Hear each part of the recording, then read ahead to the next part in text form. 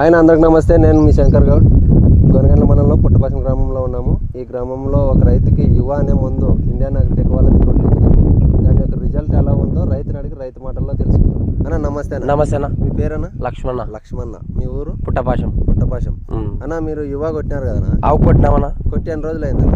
10 రోజులైంది. 10 రోజులైంది. 10 రోజులైంది. ఎట్లుందన్న దాని రిజల్ట్? బాగుందన్న. రిజల్ట్ అయితే నల్లి దోమ మొత్తం ఏం లేదు, అంతా కడిగేసినట్టు అయింది. జీడ కానీ అప్పుడు కొట్టక ముందు కొద్దిగా అన్ని ఉండే, నల్లి దోమ పేను వాళ్ళు ఉండే. ఇప్పటికైతే ఏం లేదు, అసలు బాగుంది. సైడ్ కొమ్మలు కానీ పెరుగుదల కానీ అంతా నీట్ గా ఉంది. సైడ్ కొమ్మలు కానీ పెరుగుదల కానీ అంతా బాగుంది. అంతా బాగుంది. ఒకసారి మీరు కానీ చూడండి సైడ్ కొమ్మలు ఎలా వచ్చినాయో. దీనికి అసలు 10 రోజులైంది ఇప్పుడు కొట్టయితే. దోమ ఏమి లేనట్లు చాలా బాగుంది. మీరే చూడండి ఒకసారి.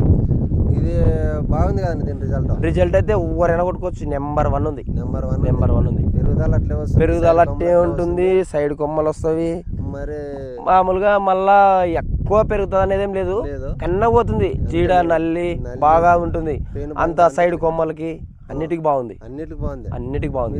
ఇది కొట్టిన తర్వాత బాగుంది కదా? బాగుంది. ఇవి అయితే బాగుంది. మిగతా రైతులకు కానీ కొట్టియచ్చు కదా. మన 5 ఎకరాలకి ఇప్పించినా మీరే ఇప్పించినాం. బాగుందని వేరే రైతుకి ఇప్పించినాం. వేరే రైతు? ఆ రైతు ఎవరన్నా? ఖైరవాడి. ఆ రైతు కానీ బాగుంది అన్నాడు.